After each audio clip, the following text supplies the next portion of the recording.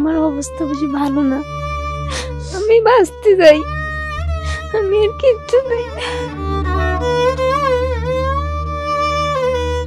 বিলাসিতায় দিন না কাটলেও স্বামী সন্তান নিয়ে ভালোই কাটছিল মার্জিয়া আক্তার মৌসুমীর জীবন।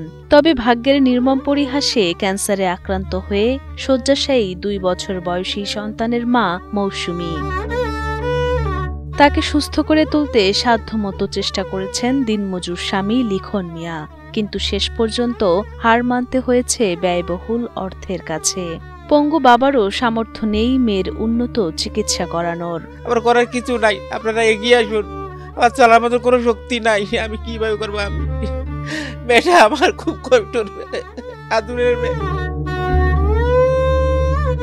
অসুস্থ হওয়ার পর মৌসুমী তার স্বামী সন্তান নিয়ে আশ্রয় নেন বাবার বাড়ি রংপুর নগরীর নূরপুর এলাকায়। মৌসুমীর বাবা মোবারক হোসেন 1 যুগ আগে স্ট্রোক করেন এবং পরে পঙ্গু হয়ে যান।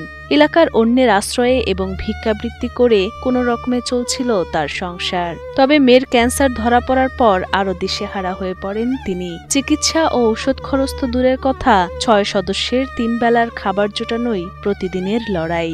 বাচ্চা আমার একটা ডিম খাইতে চাই, এক প্যাকেট দুধ খেতে চাই, একটা কলা খেতে চাই, আমি খেলাইতে পারতেছি না টাকার জন্য। আমি মা, আমার খুব খারাপ লাগে, আমি কিছু করতে পারতেছি না। আমি বাচ্চার এগুলো খেলাইতে পারতেছি না, আমি আর চিকিৎসা করবো কোথেকে?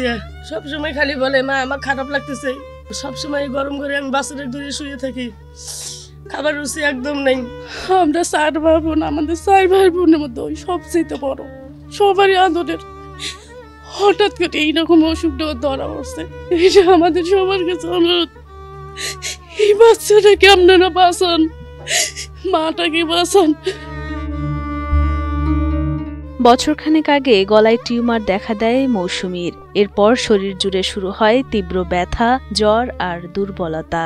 পরীক্ষা নিরীক্ষা শেষে শুরুতে যক্ষ্মা ধরা পড়লে ধারকর্জ করে চিকিৎসা করান তার স্বামী লিখন।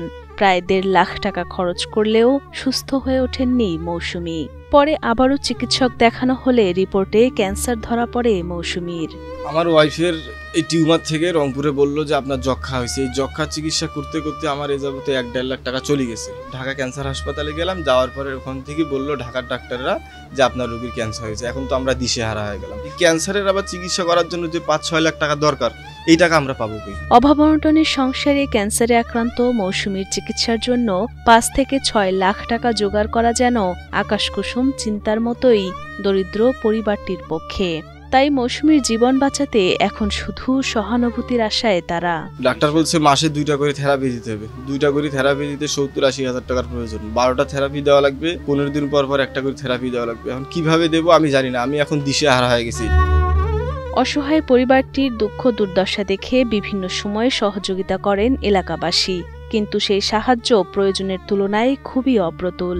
সমাজের বিত্তবানদের সহযোগিতা কামনা করেন স্বজন ও প্রতিবেশীরা। বাংলাদেশ সরকারের কাছে আমার জোর দাবি, আমার নাতনিটাকে সাহায্য করার জন্য।